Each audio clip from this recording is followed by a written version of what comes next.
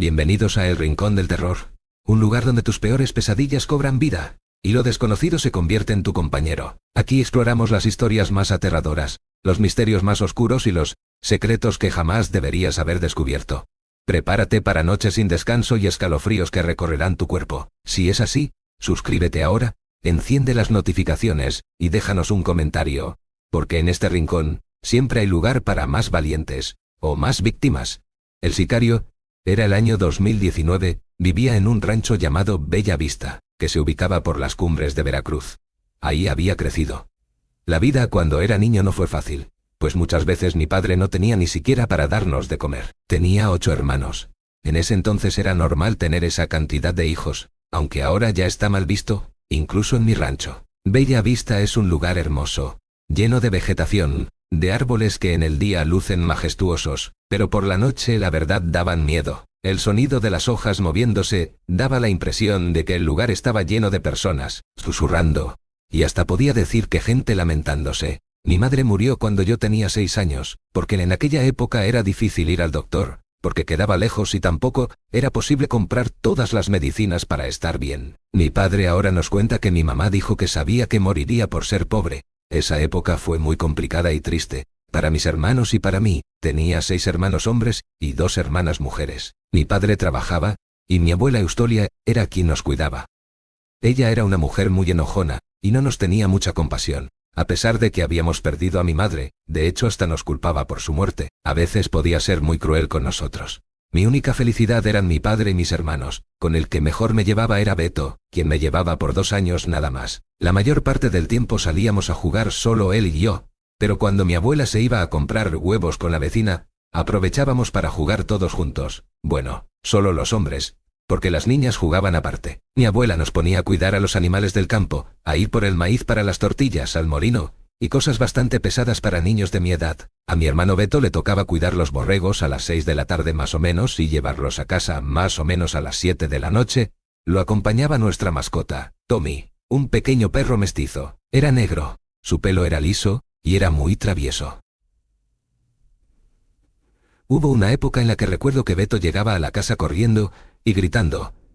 Decía que había visto a una mujer desnuda levitando en el campo, entre los árboles. A mí me daba mucho miedo porque sabía que no mentía.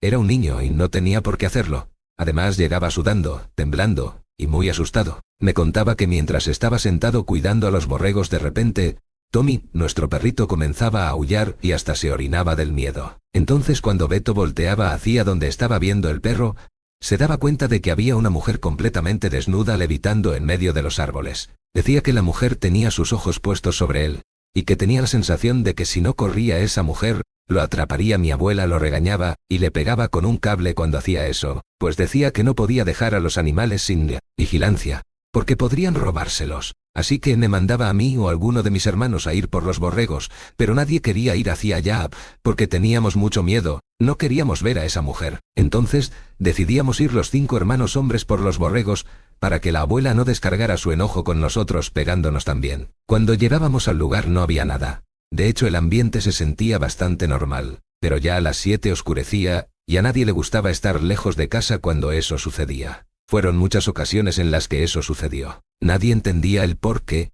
y nadie más que Beto había visto a aquella mujer. Pasaron los años, y varias veces se repitió aquel suceso, pero la vida era mejor. Mi padre había conseguido un mejor trabajo, y ya nos alcanzaba para nuestras 3 comidas al día, aunque eso significara ver a mi papá cada semana y tener que aguantar los malos de mi abuela Eustolia. Así fueron los próximos 3 años, todo estaba tranquilo, hasta que cumplí 15, cuando todo empeoró. Mi padre se enfermó de gravedad y tuvimos que llevarlo al hospital. Pedimos prestado a un vecino para poder pagar la consulta, pero ahí nos dijeron que debían operarlo si queríamos que se salvara. No sabíamos qué hacer. La operación era sumamente cara, y era imposible que consiguiéramos el dinero. Éramos muy pobres. Pasaban los días y no sabíamos qué hacer. Teníamos a mi padre en casa, lo cuidábamos y hacíamos todo lo que podíamos para que no sufriera. Mi abuela trató de juntar dinero con los vecinos, pero lo que recaudó no alcanzaba para la operación. Además, mi padre era el hombre de la casa, quien trabajaba y solventaba los gastos, así que todo estaba muy mal. Pero, un día Beto me dijo que debía ir al campo a resolver unas cosas, y la verdad, yo no le tomé importancia. Nos dijo que preparáramos a mi padre, que lo llevaríamos al hospital para que al día siguiente lo operaran. Todos estábamos sorprendidos, y le preguntamos que sí había conseguido el dinero y dijo que sí. Pero cuando le preguntamos que de dónde lo había sacado, nos dijo que eso era lo de menos. Preparamos todo y los vecinos, quienes tenían una camioneta muy vieja, nos llevaron al hospital más cercano. Todo el camino me pregunté que de dónde había sacado ese dinero Beto. No tenía sentido, como ya había dicho, era casi imposible. Nadie en el pueblo tenía esa cantidad. Seguro mi hermano estaba metido en algo malo. Al día siguiente operaron a mi padre, y mientras esperábamos que saliera le pregunté a Beto en privado que de dónde había sacado el dinero. Él me dijo que eso no importaba, que lo importante era que nuestro padre estaría bien. También me dijo que en un año él cumpliría 18, y que empezaría a buscar un trabajo para ayudar a la familia. Decidí ya no preguntar más, porque sabía que no me iba a decir por más que insistiera. Pasados los días y mi padre comenzó a recuperarse. Claro que debía pasar varios días recuperándose, pero todos estábamos más tranquilos y felices, porque por un momento creí que le pasaría lo mismo que a mi madre. Todo estaba bien, y al parecer, nadie recordó preguntarle a Beto que de dónde había sacado ese dinero.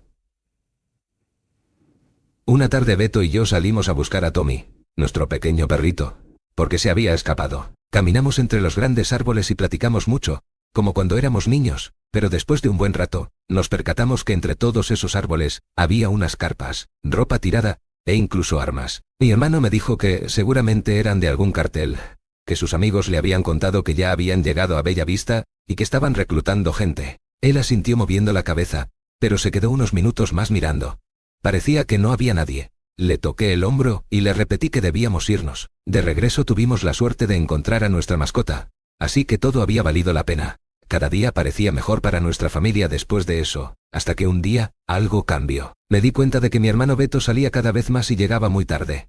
Él decía que era porque estaba buscando trabajo, pero yo lo conocía bien, y sabía que había algo más que eso. Una noche, mientras esperaba a Beto me quedé dormido, y en mis sueños lo vi. Estaba frente a frente con esa mujer que describía que veía cuando iba a cuidar a los borregos. Yo nunca la había visto, pero algo en mi sueño me decía que era ella. Pero unos segundos después, algo me despertó. Era mi hermano Beto, quien me movía con fuerza. No lograba verlo muy bien, por la oscuridad, pero noté que estaba llorando y una gota de su sudor cayó en mi brazo. Le pregunté que si estaba bien, y él me dijo que no. Me dijo que saliéramos y que afuera podría contarme. Salimos y nos alumbramos con una vela.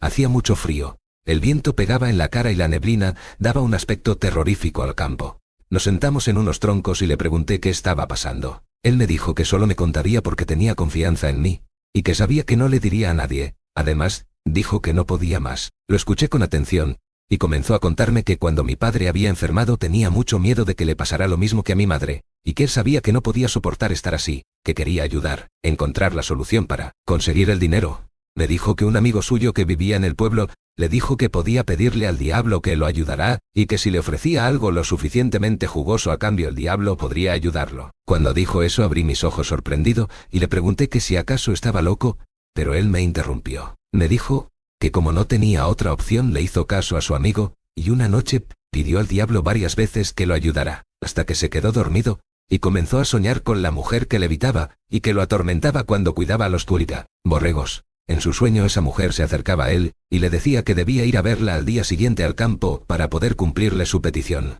Cuando despertó, sabía que debía hacerlo, y más aún cuando vio cómo estaba mi padre. Con miedo fue al lugar donde siempre veía a esa mujer, a la misma hora en la que lo mandaban a cuidar a los borregos, y esperó unos minutos muriéndose del miedo. En el momento en que estaba decidido a irse, escuchó algo entre los árboles, y cuando entrecerró los ojos para ver mejor, se dio cuenta de que era aquella mujer acercándose poco a poco a él. El terror se estaba apoderando de sus piernas, y quería huir corriendo de ahí. Pero el deseo de ver bien a nuestro padre pudo más, y aún con lágrimas en sus ojos, se quedó. Le contó que esa mujer se veía 1000 veces más espantosa de cerca, que en sus ojos había dientes, y que en su boca sangre, y tenía un olor putrefacto. Estaba desnuda, y su piel era casi verdosa.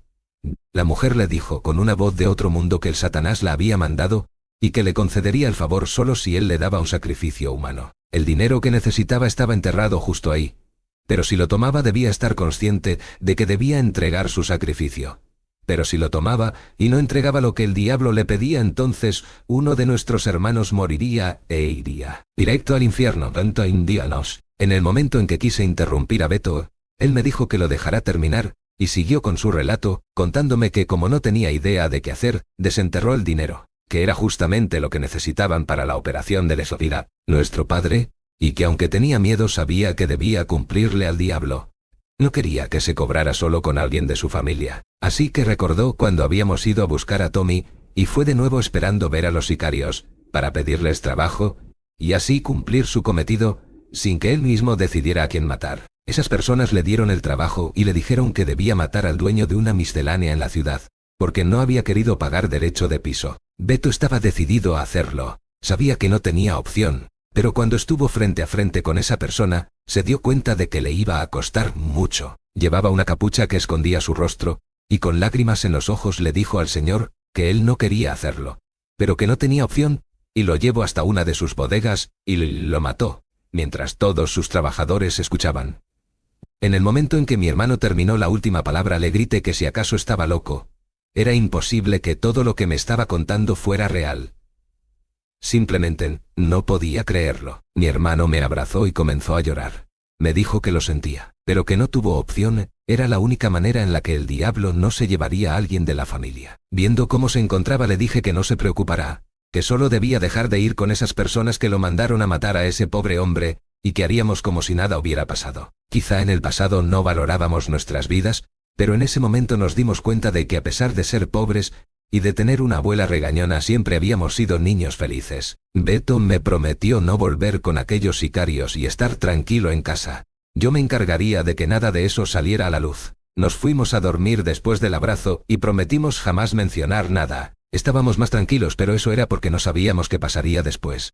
Algo que incluso en el presente, sigue repercutiendo en nuestras vidas. Fueron 2 semanas de paz. Todo había vuelto a la normalidad. Hasta que un día mi padre mandó a mi hermano a comprar maíz al centro del pueblo. Eran más o menos las 5 de la tarde. Pasó 1 hora y no volvía. Pasaron 2 y nada. Luego 4, y fue ahí cuando decidimos ir a buscarlo. Pero cuando llegamos a la tienda del centro, nos dijeron que Beto no había estado ahí. Me asusté, y comencé a preguntar en los alrededores. Pero nada.